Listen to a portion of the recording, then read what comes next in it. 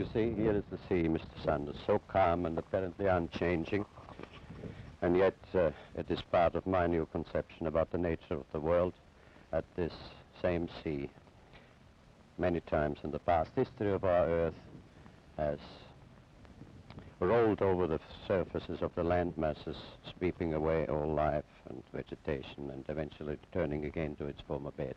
This is the part of the biblical theory of the flood and the theory of people of other races. Oh yes, this actual event, the last one, is recorded in all the sacred scriptures of all the old civilizations, from the Hindus to the Bible. Mr. Foster, before we go on with that, you've made a number of predictions, scientific predictions, which you claim have come true. Now, what are those predictions and how do you make this claim? Well, they are all based on the new notion that the physical invariance principles of contemporary science are invalid. And I stated this first in a manuscript reviewed in Australia in 1954. And the validity of this statement was confirmed finally last year at Princeton when the principle of time reversal invariance was found to be invalid. Well, who accepts the fact that you have made these predictions accurately? Well, the facts as such are undeniable and must be accepted because they're documented. And it was accepted as such at Oxford, at Tasmanian University, and also at the National University. The facts as such are accepted, but the explanations and the new views as yet are not. Do you mean to say that you reject all the basic principles of science established since Aristotle's day? No, it does not mean that. I state and maintain that those concepts and interpretations of science, which are still based today on Aristotelian logic, have a certain purpose, but that is defined by a statement as that a spade is a spade or a fine chisel is a fine chisel. But these concepts are inadequate for a complete understanding of the real nature of the world. How is it possible, Mr. Foster, that you as an individual can work out these theories when all the other established scientists have computers and all the money of governments behind them, and yet they apparently can't? Well, I do not claim at all that it is due to my own intellect or to my own penetration. I have been deeply interested from early youth in the real nature of the world, and I held my own views and ideas. But many years ago, about 14 years ago, when I was challenging one of the fundamental conventional principles of science, I had a definite inspiration, not knowledge as such, but an indication and a guidance which I followed and which I worked very hard and to evolve into a new structure of understanding. Inspirations are related to thoughts of genius. Do you think or consider yourself to be a genius? No. I consider myself to be an ordinary, humble person who wants to serve mankind with what man has striven for from the beginning of consciousness, with truth and understanding of the world. Well, now, one thing, you have a theory about the moon, and we expect to be able to get observable facts about the moon fairly soon. What is your theory? Well, it is by now rather more than a theory. 10 or 11 years ago, I stated to various scientists that the moon is not a piece of rock, but it is a plasma phenomenon, cosmic plasma, and that this fact will eventually be confirmed. I made certain predictions which were already confirmed in 1958, and the situation now is coming close to a complete confirmation.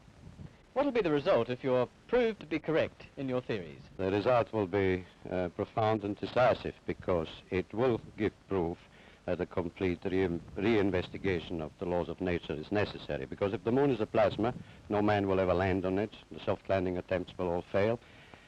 That means that the mass of the moon is less, far less, than is currently assumed. It's in a different state of energy, and it has far less mass. That means there is no more explanation for the tides. If the moon, for example, had only 1,000th part of its current mass, then the tides would only be 2 inches high under conventional theories instead of sometimes 14 feet.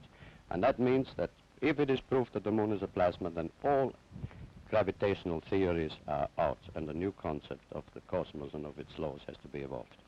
Aren't you being a bit adventurous, though, because you know that we're going to be able to test out your theories on the moon fairly soon? Well, not anymore. 11 years ago, of course, it was rather taking a risk. I was considered a lunatic, of course. But by now, the evidence, accumulated evidence, is already so much in my favor and I'm not taking any risks anymore. On the contrary, there is scientific views expressed all over the world now that the moon seems to be of a quite different nature of what was assumed. But the Americans and Russians are thinking of landing men on it. Well, that will never happen. Not on the moon. On Mars, on Venus, on other planets, yes, but the moon is definitely, as I assert, a plasma. Isn't there a slight contradiction? You mentioned the moon and the tides, Mr. Foster, and at the earlier part of the interview you talked about the tides sweeping over the Earth. Well, there is no contradiction there, because once the moon is proven not to be a piece of rock, but something of far less mass, and the gravitational theories are out and discarded, new concepts have to be involved which will show that the lawfulness of nature in the cosmos is identical to that in a hydrogen atom or in atomic processes. And when this is understood and worked out in full, it will be found that the physical processes of the Earth are quite different in geophysics of what is present assumed, and that lawfully in certain periods, mostly during the ice ages, which occur every 200 million years, and there is a reason for that, the axis of the Earth suddenly tilts over.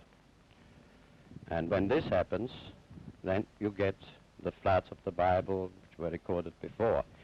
The tides, the ordinary everyday tides, have an explanation, even if the moon had almost no mass at all, because they are field effects. They're induced by cosmic pressures which exist in the field of our solar system. What's the benefit to mankind in your theories? Well, the first one, and the most important I would briefly put down, is this. I think it is a new conception about the nature of the cosmic world and about the nature and the veracity of consciousness, conscience, of morality. At present, we have a glaring contradiction in the assertions of fundamental science. Scientists assert that they are completely uninhibited in their pursuit of truth, that they're completely uninhibited in their pronouncements, and that they produce for mankind, out of their knowledge or understanding, means which man can use according to his moral nature. So if the scientist produces a television set or a jet motor car, or a hydrogen bomb, it is up to the common man then to use it in a manner which he finds according to his human nature. Yet, the very same processes of dialectics of science also declare that morality, concept of man's moral nature, is an illusion, that it is merely behaviorism or something due to conditioned reflexes or to herd instinct. And this, of course, is a contradiction which must be resolved and must go out. And it will be found as a consequence, what I had the privilege to see and to experience in my mind, that there is a moral law in the universe in which we partake and which is binding on us and which is decisive on our future.